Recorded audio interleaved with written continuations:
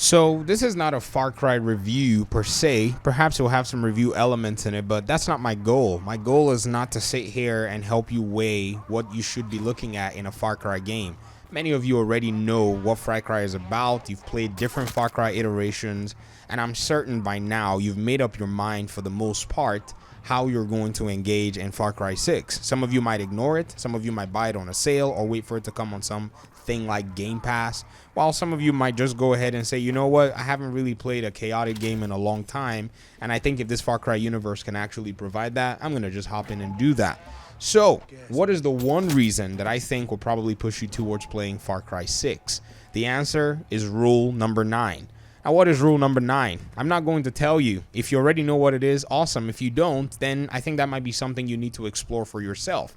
You see, Far Cry 6 is a political war game. It's a game that throws you into a situation where you find yourself fighting in a war, and you really have to follow some very simple rules.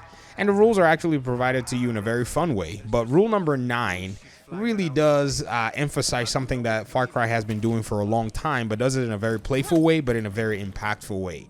This impactful way pretty much brings to light all of the different tools that you have at your disposal, and you're able to use them in a very interesting way.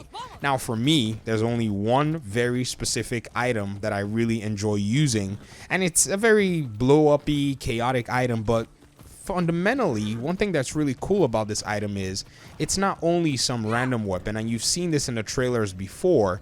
It is actually an RPG element that is at the core of your character. You see, you have your weapons, you have your gear, you have ways of building, constructing, and even formulating very cool items within this game. But there is something that's actually pretty interesting about your Supremo weapons. Your Supremo weapons are not just weapons, they're actually supers.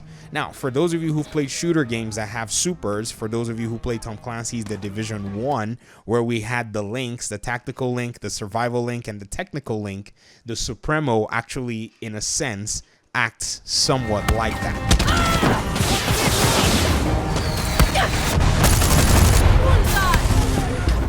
Now, in the preliminary side of the game, pretty much your very first few hours, you're going to get your hands on a Supremo weapon that's able to pretty much change the game for you. And that's what a super is in a shooter game. If you're somebody who appreciates this mechanic, it's definitely something that you're going to enjoy. And so far, from what I'm seeing, because I'm kind of early into the game as well, is seeing that these Supremo weapons or these Supremo modifications, you're able to take them to all kinds of different fun directions.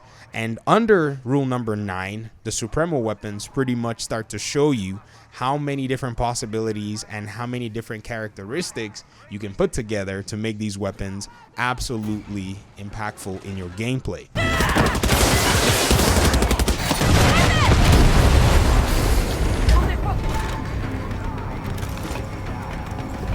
And best of all, they have a very significant cooldown. So you not only just have this very powerful weapon, you have to think about how you're using them.